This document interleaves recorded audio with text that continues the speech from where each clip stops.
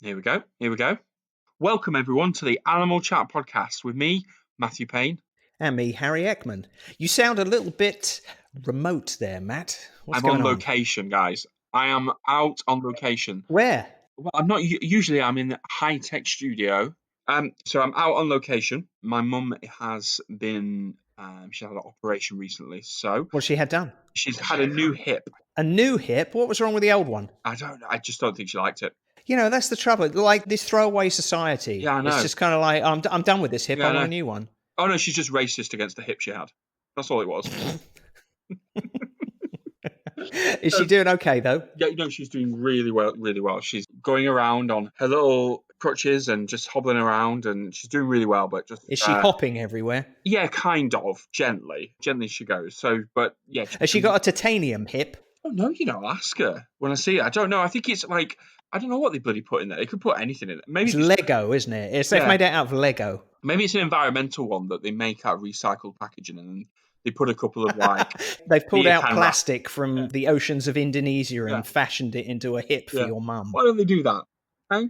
Why don't they do that? I say, Harry. I ask you, why not? Yeah, I mean, they're making fashion items. Adidas, they turn recycled material into clothes and trainers and sneakers and things like that. So why can't they just make something that isn't fashion related? Make a hip. Yeah, why not? Maybe we've stumbled across the latest invention that someone else will listen to this and go, I'm going to steal that now. We could have earned gazillions. I think we could. I mean, there's a lot of money to be made in hips. Hey, Harry. Yeah, what? EcoBone.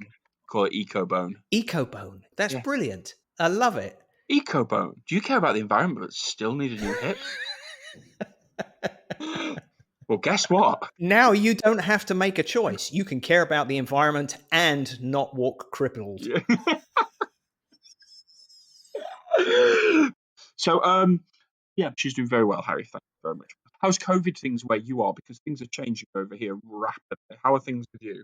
They've had weekend curfews here. So on Saturdays and Sundays and a couple of public holidays that are due to be coming up next week or the week after, they are issuing a curfew of 1 p.m. So shops close, restaurants close, and you basically need to go back home from 1 p.m. until like 5 a.m. the next morning. So after 1 p.m., streets are dead here. Nobody's around. Everybody stays in. And they're hoping to knock it on the head or, crush the wave or surf the vid or whatever the fuck. Like every true scientist talks. Yeah, crush the wave, surf the vid, eviscerate the cove. I don't know what the terms are they're using these days. You're not a scientist, Harry. Why would you? Don't put pressure on yourself like that. You don't need to. You're putting undue stress on yourself. I know. Trying to come up with all these media-friendly phrases. We've kind of got a bit weird situation because like what's happening in Wales isn't quite what's happening in England and Scotland and Northern Ireland. But the biggest news is that Boris has kind of lifted lockdown. Like, I'm lifting lockdown. Okay. And there's something about a tier system now. No one knows. Everyone's just going around wearing masks, going in shops that are open, grumbling about ones that aren't open. And I don't think people really know what's going on over here at the moment. It's been... So basically the same level of chaos that it's been for months. Yeah, everywhere except New Zealand, where it appears they're just on the TV all the time, bragging over in New Zealand how well they've done. If you're living in New Zealand, I just want you to know, and you're listening to this, we're all very envious. Yeah. I don't know if you know this, and it might be a conspiracy theory that I might actually be starting here myself, but rumor has it, and by rumor I mean me, that what they actually did to deal with the situation in New Zealand is they actually murdered everybody that was suspected of having COVID. Do you know what? There's going to be people in Nigeria listening to this going, did you know in New Zealand, they just murdered everyone? Yeah. And you started it. You should be really proud of yourself for that, Harry. That's quite an achievement. If this takes off as a rumor, then just know that it started here. By the way, they didn't murder anybody in New Zealand. They just did a very good job. But guess what else has happened since our last podcast? There's a new president-elect. There is. So at the start of the last podcast, you might have heard we were absorbed with the coverage. We became CNN fanatics. We did. Never watched it ever since. Since Biden won, they lost my ratings. Who cares? Congratulations to Biden. And Kamala Harris. And Kamala Harris, yeah. Kamala, isn't it? Is it Kamala? I thought it was Kamala. Kamala Harris. No, it's Kamala. I don't think it is. I think it's Kamala Harris. I read somewhere you should say it like the word comma. Where did you read that? Good point. Well, one of us is right. Anyway, congratulations to congratulations to both of them. Can we get on to this week's episode? Yeah. Harry, Yes, Matt. do you often find yourself sitting at the table after a long day of working, saving dogs in cages? Do you often sometimes sit back and ponder, what does it all mean? No. Do you often sometimes think about some of the big questions in animal welfare? No, not really. Why? Do you often sit and think, what do we mean when we say animal welfare? What is it to be an animal? What is it to be emotional? What is it to attach meaning to an actual animal out there? Do you ever sit and think that? No, never. Not once. Well, you see, the thing is, Harry, this week, our guest, well, he's a philosopher. Now, for those people who listen to this podcast who, unlike Harry, have got some sort of 3D dimensionality to their personality, um, and question things, and maybe you're one of those people who thinks, what about these labels we attach to certain species? Big philosophical questions out there in animal welfare. Well, guess what? We're here. We are here now to help you, aren't we, Harry? We are. Well, I'll tell you what. We and I do ponder those very questions. Always ponder 'em. Always pondering. Honestly, always ringing me. What the hell do you think we mean by this? Yeah, What? I'm often pondering these things. I'm actually pondering them right now. I'm pondering several things at once. I can multi-ponder. You're a I'm a multi-ponderer. multi-ponderer. And right now, I'm questioning a number of things. This entire podcast. I'm certainly questioning where this intro is going. Yeah, exactly. But actually, our guest on this podcast is somebody that I've actually admired for a very, very long time. Mark Rowlands, who is a writer and a professor of philosophy and one of the most prominent voices in animal rights and animal rights philosophy. And we're going to be talking to him about the principles of animal rights and ethics and all of the things that are the foundation for a lot of the work that we actually do in animal welfare. Why should we even care about animals? Why is it important to fight for animal rights? And we look at the philosophical perceptions of that and kind of explore those a little bit. And we also talk about the books that he's written, like a book that he wrote called The Philosopher and the Wolf, that are much more about an exploration of the human condition and life and death and love and the time that he spent living with a wolf that he owned as a pet, as he was a professor in university giving lectures. So it was actually a really fascinating conversation that covered a lot of different things. And we talked about some really deep stuff and some really nice personal recollections about living with a wolf called Brenin. Listening to him talk about Brenin and the relationship and the bond that he had with Brenin, and then how that impacted his work and how he used that to think about animal rights more broadly. It was a really interesting, very different podcast for us. And that's what we want to do. We want to provide lots of different episodes. And it was fantastic talking to Mark. So I know people are going to enjoy this. Sit back, get on your couch, glass of red wine, close your eyes, and ponder. And ponder what the meaning of everything is by listening to this episode of the Animal Chat podcast with Mark Rowlands.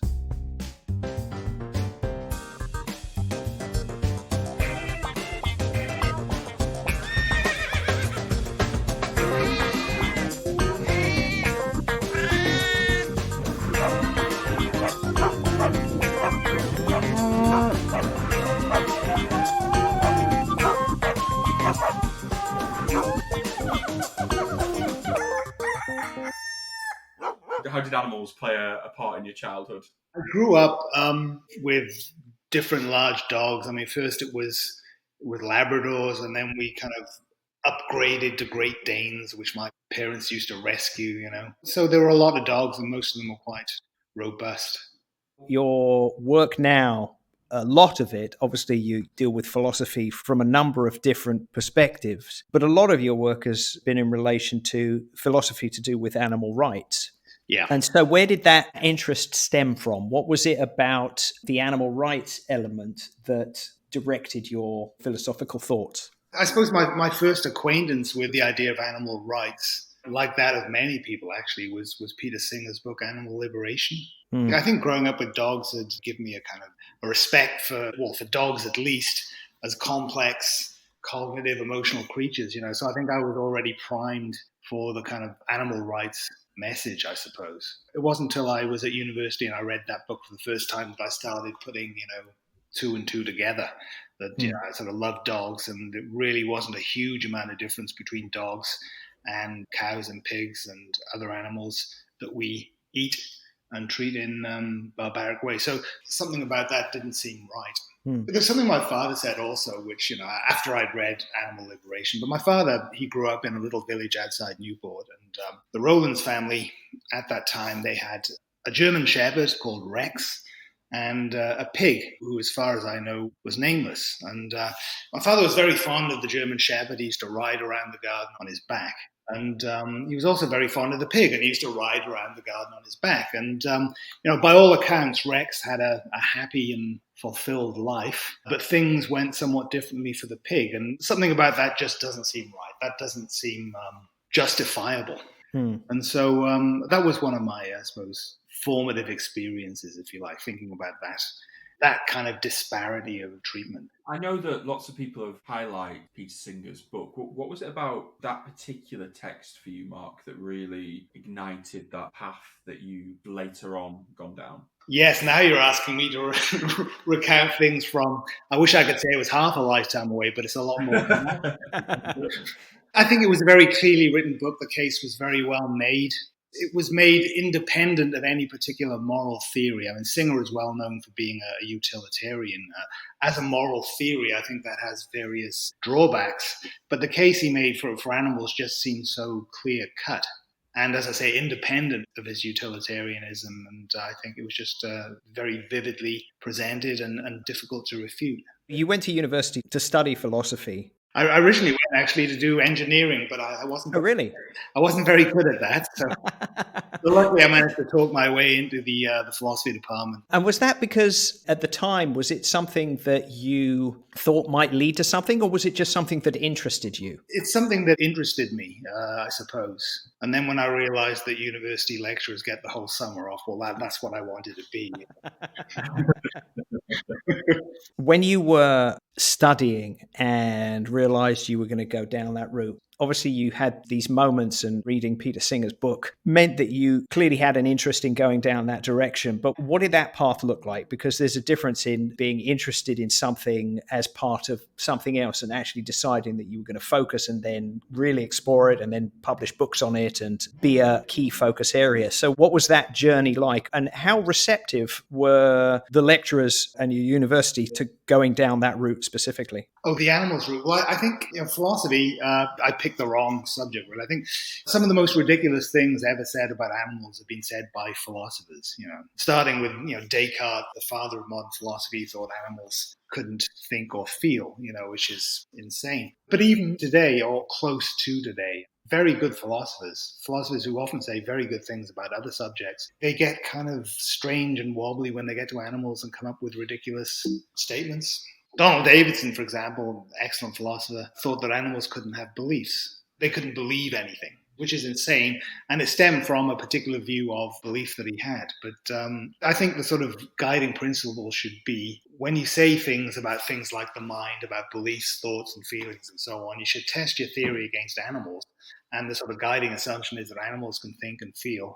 And any philosophical theory which implies they can't should be treated with extreme caution. Sadly, from either philosophical or even scientific research approach with animals, the guiding principle is one of exception. Rather than assuming that they could, let's assume that they can't. Yes. Feel pain, have understanding, have moral reasoning. Yeah. And until we can prove that they can, the assumption is that they can't, because it makes it easier for us because of the way that we use them and utilize them. Yeah, I think so. I mean, when we're talking about animals thinking and feeling and having other mental states and processes, I mean, it was common in science. I think things are changing now, but it was common in science to hold them up to standards that no human could meet. So, people will talk about the problem of other minds. Well, how do you know that animals can think and feel when all you can see is their behavior? And you can make exactly the same point about humans. And they say, but humans can tell us how they feel. And the obvious response to that is, and you think animals can't.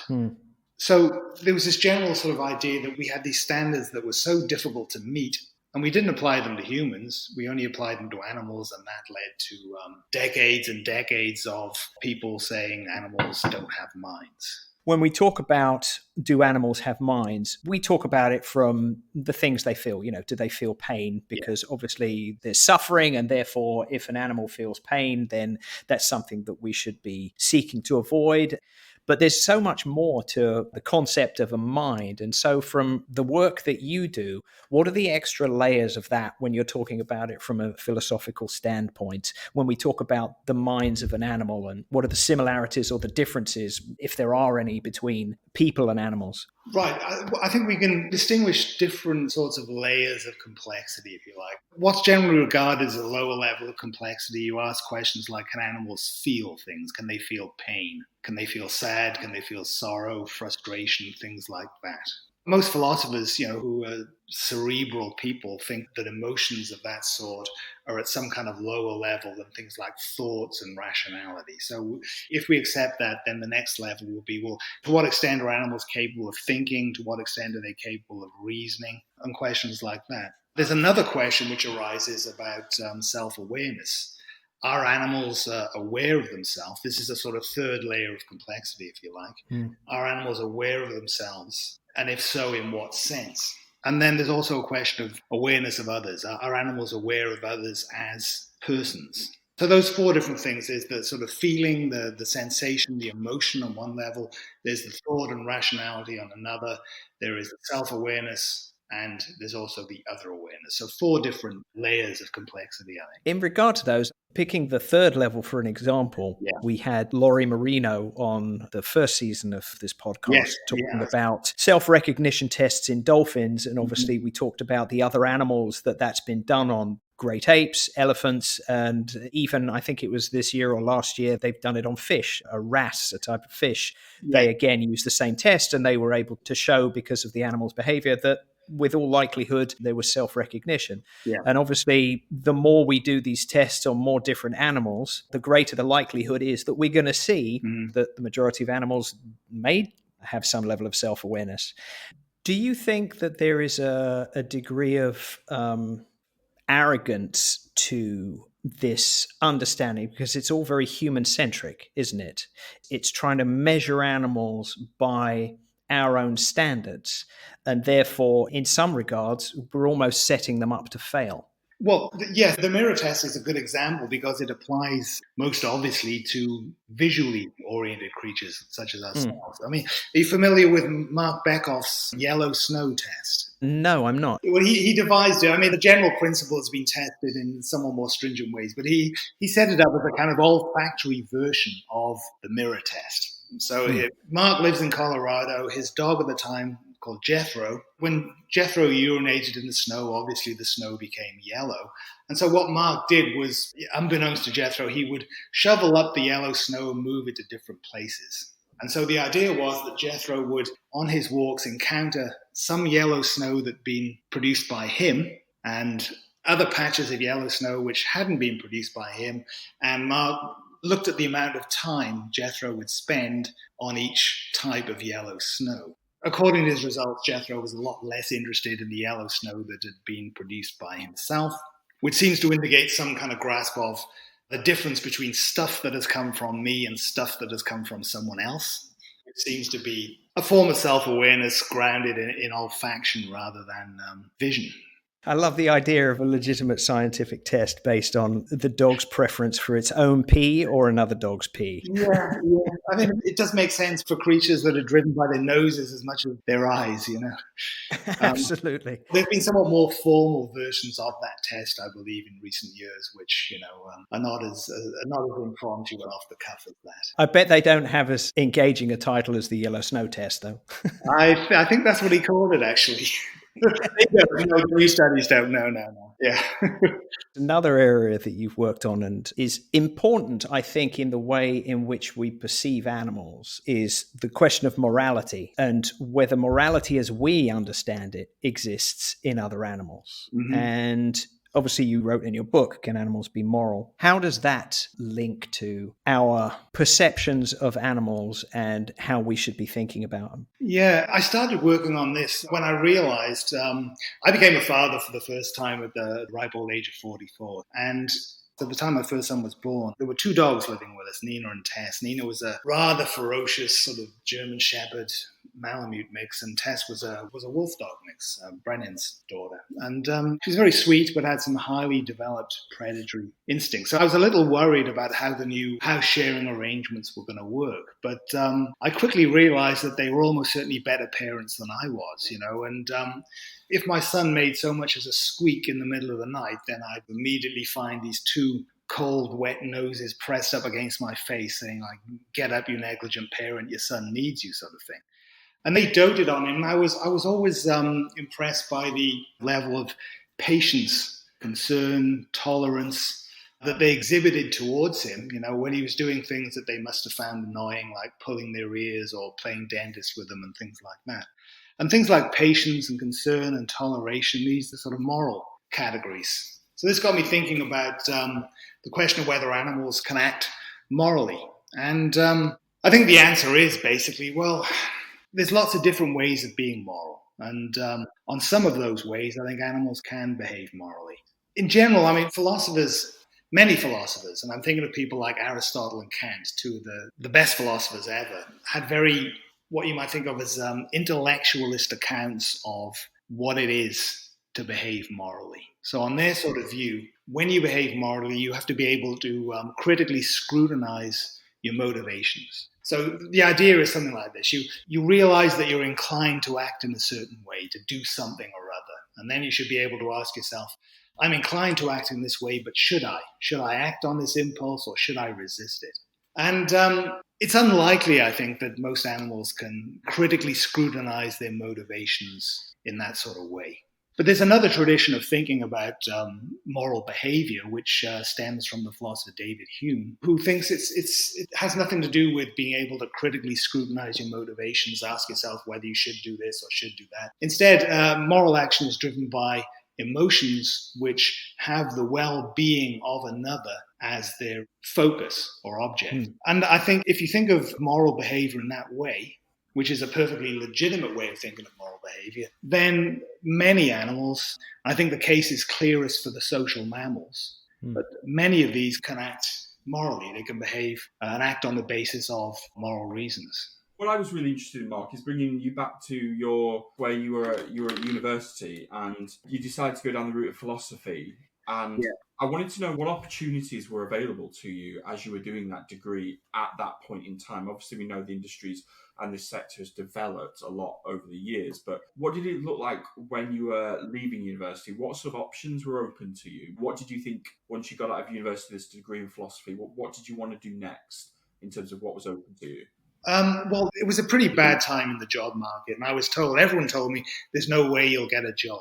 For some reason, because I was too young to have experienced, failure in all this sort of form. So I thought there was no doubt I would get a job. I absolutely positively would, no problem. In the end, a funny thing happened when I got my first job at the University of Alabama. By a series of improbable accidents, really, I sort of fell into that job, which in hindsight, I was very lucky to get. What a lot of people will know you most for, which is The Philosopher and the Wolf, the book that you wrote. And you mentioned Brenin just before. And so this was when you were just started as a professor, is that right? Yeah, I acquired Brenin about a couple of years after I arrived in Alabama, yeah.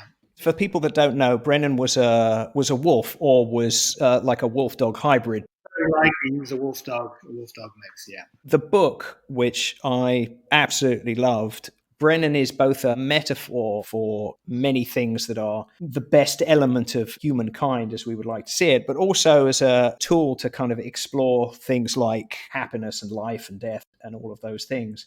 Yeah. And through the book, obviously, you go on this journey. But I'm assuming that obviously when you first got Brenin, you weren't getting a wolf because you thought it would provide you with some kind of avenue like that. So what was your thinking when you first adopted him? And what was that like to kind of incorporate essentially a wolf into your life? Well, I think the short answer is I wasn't thinking at all, and it was interesting. I mean, Brenin had various foibles, let's call them, and one of them was he wouldn't, under any circumstances, allow himself to be left on his own. And so, I mean, part of the reason I think there was such a bond between us is because we were barely out of each other's line of vision for the whole, 11 years of his life. So when I went into the university to teach classes, he had to come too.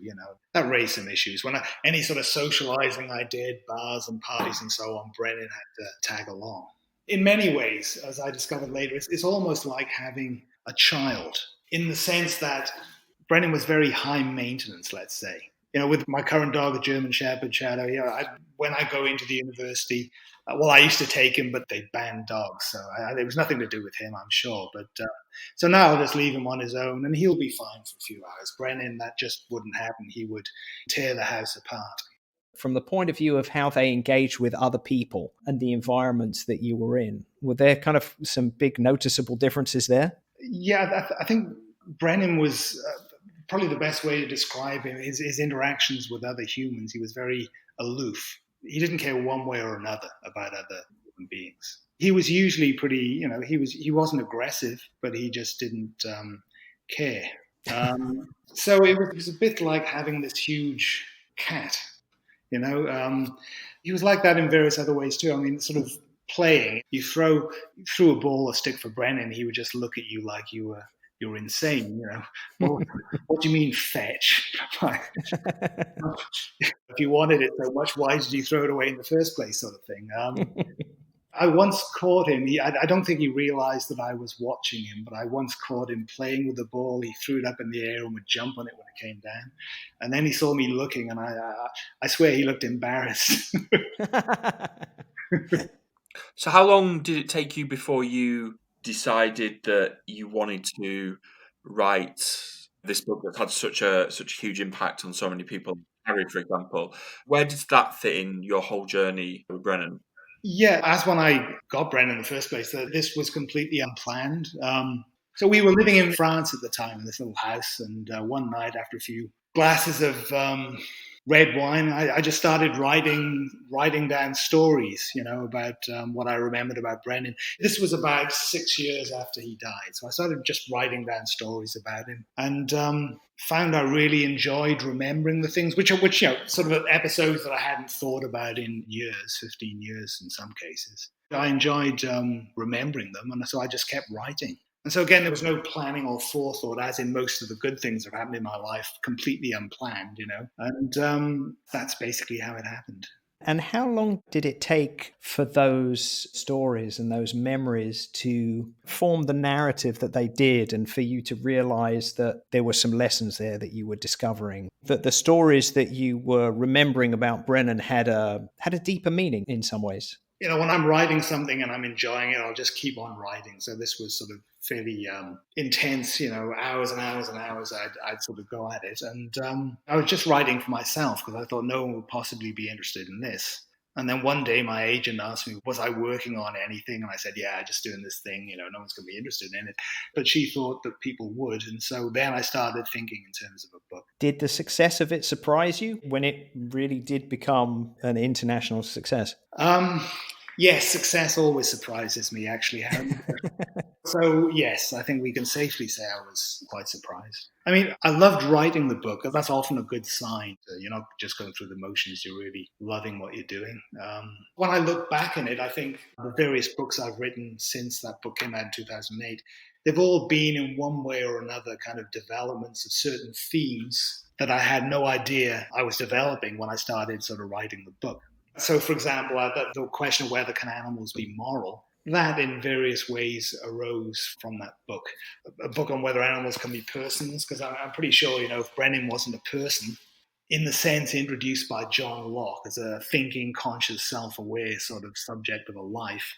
If Brenin wasn't a person, then no one was. And so all these different books that I find myself writing, by the time I get to the end of writing them, I realize they were developments of certain themes which appeared in sort of nascent form in The Philosopher and the Wolf. It's an incredible legacy from the point of view of Brenin. Yeah, I hope I was able to do him justice, actually, because he deserved it. What I love about that as well is listening to you speak over sort of the last few minutes about the whole process. Is I'm a bit of a believer that when you have an animal, a dog or a cat, they teach you lessons sometimes about yourself. And I've had cats all my life, and I now have 2 dogs for the first time. And Harry knows this, that before the dogs I have now, I was scared of dogs. And one thing they've taught me that I'd never had an opportunity to find it out about myself is the joy I find in seeing something or someone else happy. And it's a level of joy. And I have a Cocker Spaniel, and the joy of watching her in the woods or in an open field running and catching scent, I have never experienced that joy in my life. And that is something that I never knew was in me. I knew I felt empathy and altruism and all these things, but that joy, the dogs that I have now just lit inside me, is something that taught me. So in that, I know you've touched on it with certain things, but was there one particular thing that whole process maybe taught you about yourself that you didn't know? I think I realized it was a run that Brenin and I went on. This was shortly before he died. And Nina and Tess was his daughter, Nina was his friend. He was very ill, he had cancer. And I just put them in kennels for a few days because I figured he needed a bit of a break. And then one afternoon, shortly after lunch, he decided he wanted to go for a run. And I always knew when he wanted to go for a run because he would jump on the settee and howl, In his earlier days, he would jump on the settee, run up the wall, spin around, and run back down again. But those days were gone by then. And so we went for this run, and things started to kind of crystallize, I figured that basically there are 2 sorts of things we do in life. One sort of thing we do because we want some external reward. The most obvious example is we work because we want to get paid. But there are other things we do, and we do them just for their own sake. We do them because we want to do them, and at that particular time, there might be nothing more we want to do. And I think dogs have got that kind of skill. I think when people talk about the meaning of life, that is what we're talking about. So, the meaning of life is to find things in your life that you just want to do and do them. And if you can get someone to pay for them, that's great too. But when I was writing that book, I was doing it just because I wanted to do it. There was no thoughts of writing a book. I was just writing down stories because I enjoyed doing it. I think dogs and children, actually, they understand that the really important things in life are the things you would do anyway, even if no one forces you to or rewards you or threatens you or whatever. You do them because you want to do them. And so there's a kind of demarcation of what's important in life and what isn't. Yeah, I think that's something that anybody who has a dog is going to be able to understand. We have a dog here as well, and my wife sometimes complains that I pay more attention to the dog than I pay to her. But one of the things that I tell her is one of my greatest joys, which is exactly what Matt was saying there, is being able to take my dog out and see joy in its purest form. And it's like what you said, you see that in children, but you also see it in other animals as well. When a cow gets taken out to a field and you see it bounding around, that complete, not aware of anything else other than the joy that it's feeling in that moment. My dog, she was a rescue. She had a horrible upbringing, kept in awful conditions. She was used as a breeding bitch. And we rescued her, and she was a shell of a dog when we got her. And in the intervening years, she has become more and more of a dog. And every year that goes past, there is some discovery. I remember the first time she discovered she could play with toys. And a year ago, she discovered digging. She had never dug at all. And now, anytime there's a bit of sand or earth, she will dive in there and she will dig and she will roll around in it. And the undeniable joy and pleasure on her face in that moment is something really beautiful to behold. And it's wonderful to be able to see that in something else, even if you maybe aren't in a position where you feel that kind of completely pure joy yourself. To see it in another creature is something very special. Yeah. I think we all knew this once, and then it's something we forgot, when we started the great game of growing up and becoming someone, I think children know, and dogs, probably know the meaning of life a lot better than we do. I would like to put a caveat though with that: the rage that you feel when you see a Labrador roll in poo, or rolling in a dead bird, or rolling in anything, or eating a pack of chewing gum. There's two sides to that coin, isn't there? Because it's the dog's meaning of life doesn't mean it has to be yours, I suppose. Exactly. I'm heavily medicated, Mark. It's like having bipolar dogs. Let's just say that.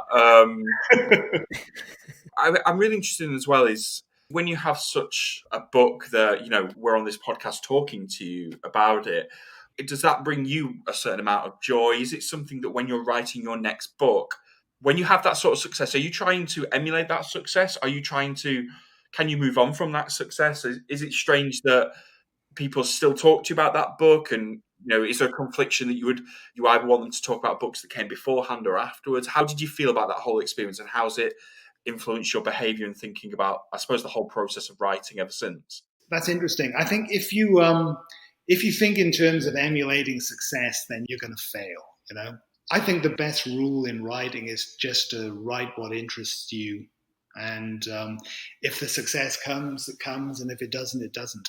It goes back to the idea of, you know, doing things either for their own sake or doing things for the sake of something else. So if you think of, well, success is then the goal, then you're not writing for its own sake anymore, you're writing for the sake of a future goal. And I think in most spheres of human activity, the results of that kind of way of thinking are never great. In both the sort of the arts and sciences, if you're motivated, right, I want to succeed, then probably the work you'll produce isn't going to be great. My feeling is you should simply do whatever interests you, and then the rest will take care of itself, or not. Have your views and do your views on philosophical beliefs and principles, do they continue to evolve? Or is it something that, I mean, I would imagine there are certain foundational principles that you believe and are absolute. But are there other aspects of, you know, when you're writing a book or going down a particular path that change and evolve?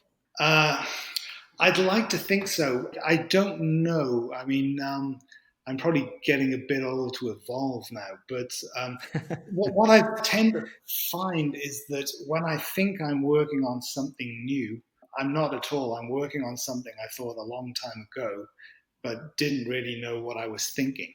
And the relation between the book, The Philosopher and the Wolf, and my subsequent books has been about this. They're all kind of developments of certain themes that I just broached but didn't develop in that. And so I suspect that I'm kind of at that stage now where I'm just working out thoughts I once had but didn't know I had, if you know what I mean. I was interested in why you were talking before there, Mark, was what is the field of philosophy and animal rights, animal welfare? How's that changed over the last sort of 25, 30 years? And what sort of place is it now? Are there lots of people still getting involved in the area? Is there lots of new thinking?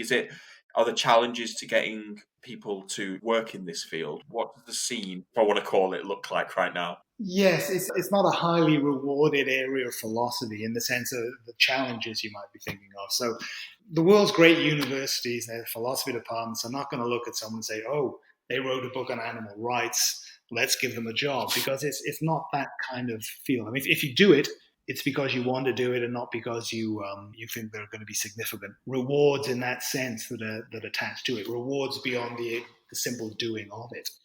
But more generally, I think the way things have gone in animal rights literature over the past 40 years, say, there have been three kind of discernible waves, if you like. And the first wave was dominated by people like Peter Singer and Tom Regan.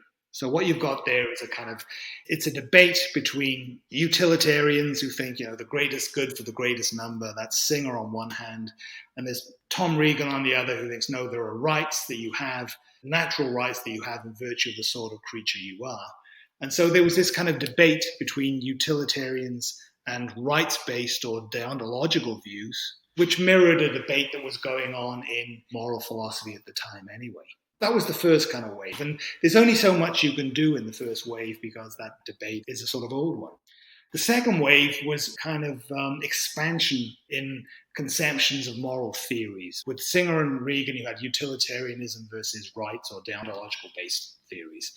Then you had people like Rosalind Hursthouse, who started thinking in terms of virtue ethics.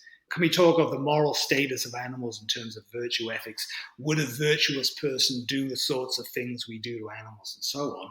I suppose my role in that was to introduce the idea of, to animal rights, what's called contractualism or contractarianism, a different type of moral theory. The idea behind contractualism is that moral theories are based on hypothetical agreements that people would make. It's a sort of, if you don't stab my back, I won't stab yours kind of thing. And morality comes out of that. Now, most people thought that contractualism of this sort was incompatible with the idea that animals had rights or moral status, because they're not the sorts of creatures you can enter into agreements with. So one of the things I did was argue against that and show, in fact, that the most plausible versions of contractualism were perfectly compatible with the idea of animal rights. In more recent years, there's been a lot of interest in theories of ethics which are based on sentimentalist theories, and whether you can sort of incorporate discussions of animal rights in those sorts of terms. So the second wave then was a kind of expansion of the types of moral theories you bring to bear on the understanding of animals and their moral status.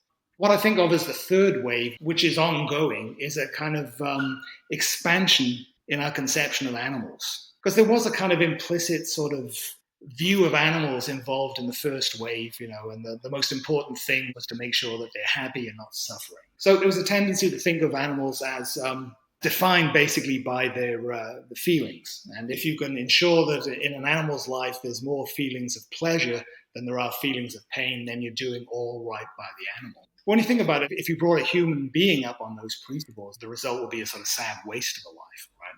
There's much more to life than simply pleasure versus pain. There's all these other capacities that humans have for friendship, thought, rationality, and things like that. And so I think the third wave is an expansion in the idea of animals. They're not just feelers of pleasure or pain. They're also complex cognitive emotional beings that have various capacities, natural capacities, which need to be fulfilled if they're to have a decent or meaningful life. So this kind of third wave, it's all to do with expanding our conception of animals and seeing them for the sort of complex creatures that they are.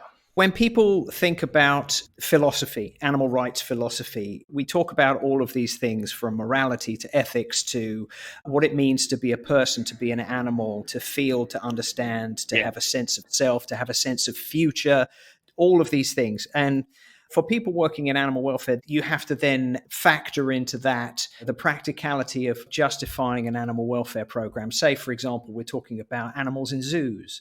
Yeah. And if you want a campaign to stop animals being kept in captivity, then these philosophical elements to do with the rights of an animal can seem a bit overwhelming. And so if we're to bring it down to a practical level, if you're going to develop a campaign but want the foundation to be based on these moral principles, what would those core moral principles look like? Here's one way of thinking about it, and this divorces the whole thing from any particular moral theory. I think of, say, the golden rule, do as you would like others to do unto you kind of thing.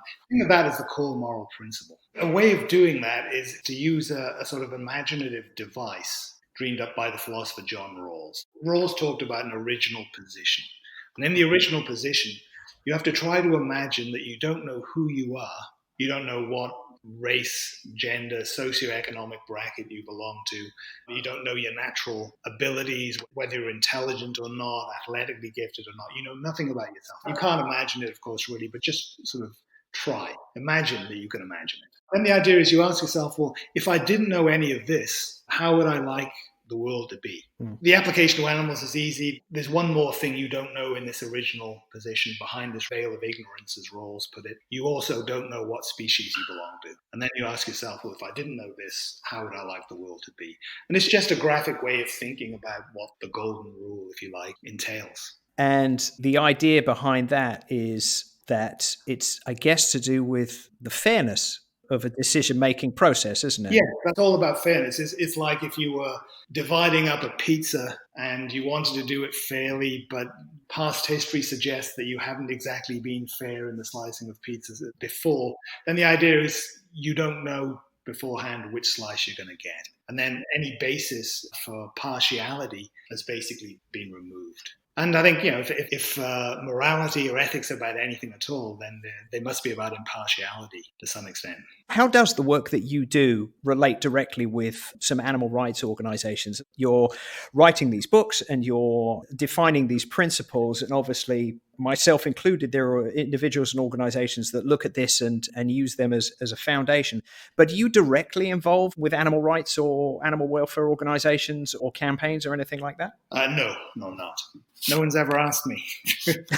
But yeah, I'd be absolutely delighted to help out in any way I could. You heard it here first, folks. No, and honestly, I'm being completely serious about that. I'd be delighted to be involved in some way. It's kind of surprising that you haven't been, but well, if if you're out there listening, podcast listeners, there you go. You got a green light from Mark Rowlands to be more directly involved in animal welfare campaigns. I think there's definitely an opportunity there. I should add, I never answer my email, so that may have something to do with it. Well, I'm grateful you answered mine. Oh, no. The last thing I really want to ask is, based on all of the work that you've done and your understanding of these situations and realizing how this theory of philosophy, as you've already mentioned, is evolving, how hopeful are you that continuing down this path, we're going to have a great enough respect and understanding for animals that all of the things that we see as wrong now in regards to animal welfare and animal rights will get to a point where, from a philosophical, moral, ethical standpoint, we're going to reach a point where we just have to make the decision that what we're doing cannot be done anymore? Without wanting to sound too sort of biblical, it's rare that we humans walk down the path of righteousness for its own sake. More often we're kind of drag kicking and screaming down that path. I think there are certain issues which are coming to a head, which I think will ultimately spell the end for example, animal farming. The issues are that, well, there's climate change, there's mass extinction of species, and there's this sort of plague or pestilential circumstances that we find ourselves in today. Animal farming, the meat industry, is basically at the heart of all these problems. It's not the most important driver of climate change, but it is one of the simplest things we can do to stop it, is stop eating animals. The reason so many species are going extinct is because we're clearing so much land, and we're doing that almost exclusively for the purposes of grazing animals or growing animal feed crops. The majority of temperate diseases we get, and the vast majority of tropical diseases, are zoonoses. They're transmitted to us from animals, and they're transmitted either because we eat animals or because we disturb environments, because we want to graze animals on those environments. I think when you look at probably the three gravest environmental crises we face today, the animal industry, the animal husbandry industry, the meat industry is central to all of them. A prudential reason then for giving up the eating of animals, at least. I think we have to if we want a remotely suitable planet.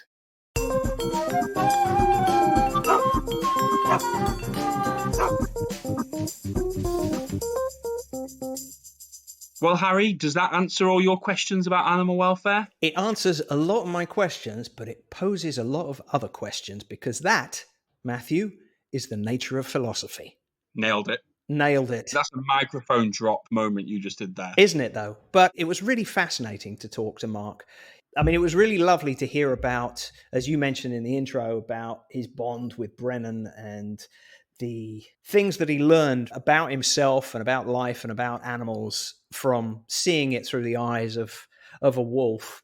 But also, it was just fascinating to explore all of those elements that are so important to the work that we and other people do in animal welfare and animal rights in relation to understanding why it is that we do these things, why these things are important, and giving us a couple of different ways of thinking about it. I thought it was really fascinating, and it was a real pleasure to talk to Mark, because he's somebody that I've admired for a long time, and it was great to be able to speak to him finally. Yeah, exactly. I also thought it was really interesting about his relationship with Brenin, because it got me thinking about something that we've talked about a lot.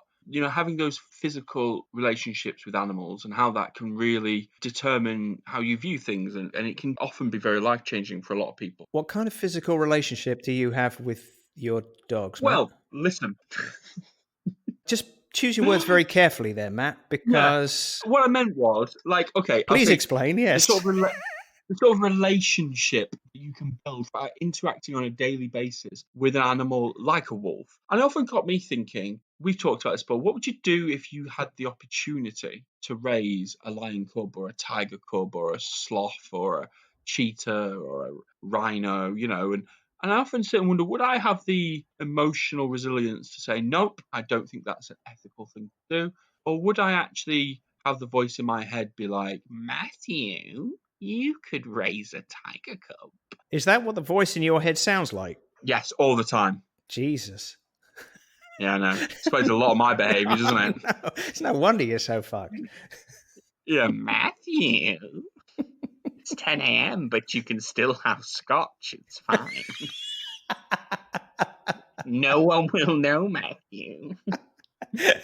Oh, dear. So, we will be having another episode of the Animal Chat podcast with you in a couple of weeks' time. We will indeed. We have a fantastic guest, but you'll have to wait until then to find out who it is, won't you, Harry? They will. Listeners, you will have to wait and find out, but I'll tell you what, it's going to be well worth the wait. It's going to be a cracker. Oh, it's going to be an absolute cracker. But in the meantime, what do we want people to do, Matt? Please leave us a review, maybe subscribe, share our podcast so we can get the stories of these people out there so people can listen to them. Go back, listen to some of our other episodes. We've got some amazing episodes in both season 1 and season 2 of the Animal Chat podcast. Go back and listen to our back catalogue. If you haven't listened to all the episodes of Animal Chat podcast, well, first of all, what the hell are you doing with your life? I mean, seriously. Yeah. Call yourself an animal lover and you haven't listened to all the episodes of Animal Chat podcast. Get with it, people. You're in a lockdown. What the hell else are you supposed to be doing right now? So go and have a listen to the other episodes. You won't regret it. And if you do, keep that to yourself. But have a listen, enjoy, like, subscribe, share, and come back in a couple of weeks for the next one. It's going to be a cracker. But until then, stay safe, people. Thanks for listening. Thank you very much. Wash your hands. Wear a mask. Social distance. Wash your hands after the toilet. Yeah, that's not a COVID thing, though. That's just general hygiene. Yeah, that's just general advice from me. That's just general advice to everyone. Have a good week, everyone. Bye. See you soon. Bye.